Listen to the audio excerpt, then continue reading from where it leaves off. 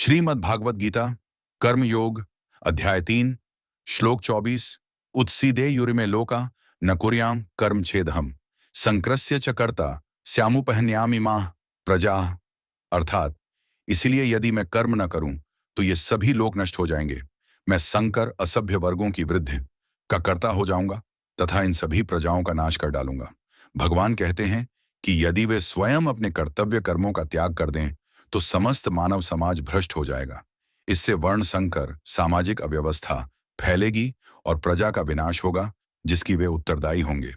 यह श्लोक कर्म योग का मूल सिद्धांत दर्शाता है कि श्रेष्ठ व्यक्ति को लोक संग्रह हेतु कर्म करना चाहिए।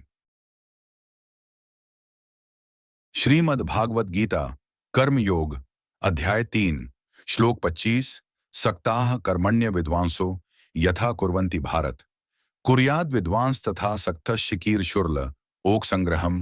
अर्थात हे भारत, जैसे अज्ञानी लोग फल की आसक्ति से कर्म करते हैं वैसे ही विद्वान पुरुष भी लोक संग्रह की इच्छा से अनासक्त भाव से उसी प्रकार कर्म करें। यह श्लोक कर्म योग का मूल सिद्धांत सिखाता है कि ज्ञानी व्यक्ति को समाज के कल्याण हेतु सक्रिय रहना चाहिए। अज्ञानी तो स्वार्थवश कर्म करते हैं, पर ज्ञानी बिना फल की इच्छा के लोकहित के लिए कर्म कर आदर्श स्थापित करते हैं। इससे सामाजिक व्यवस्था बनी रहती है।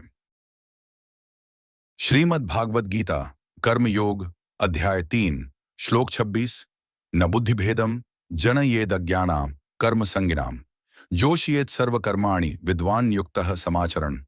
अर्थात ज्ञानी पुरुष को अज्ञानी कर्म संगियों की बुद्धि में भ्रम उत्पन्न नहीं करना चाहिए।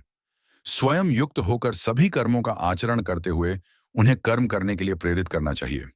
यह श्लोक बताता है कि विद्वान व्यक्ति को काम कर्म करने वाले साधारण लोगों को कर्म त्यागने की सलाह देकर उनका मन विचलित नहीं करना चाहिए, बल्कि उदाहरण देकर उन्हें भक्ति भाव से कर्म करने को प्रोत्साहित करना चाहिए।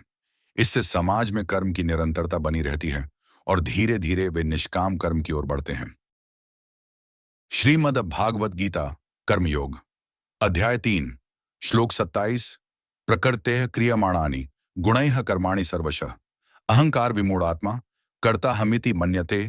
अर्थात प्रकृति के गुणों द्वारा सभी प्रकार के कर्म करवाए जाते हैं, किंतु अहंकार से मोहित आत्मा मैं करता हूं ऐसा समझती है। यह श्लोक अहंकार के भ्रम को दूर करता है, जहां मनुष्य अपने शरीर, इंद्रियों और मन को स्वयं समझकर कर्मों का श्रेय ले लेता है।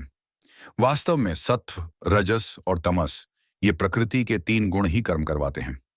ज्ञानी व्यक्ति इस भ्रम से ऊपर उठकर निष्काम कर्म करता है।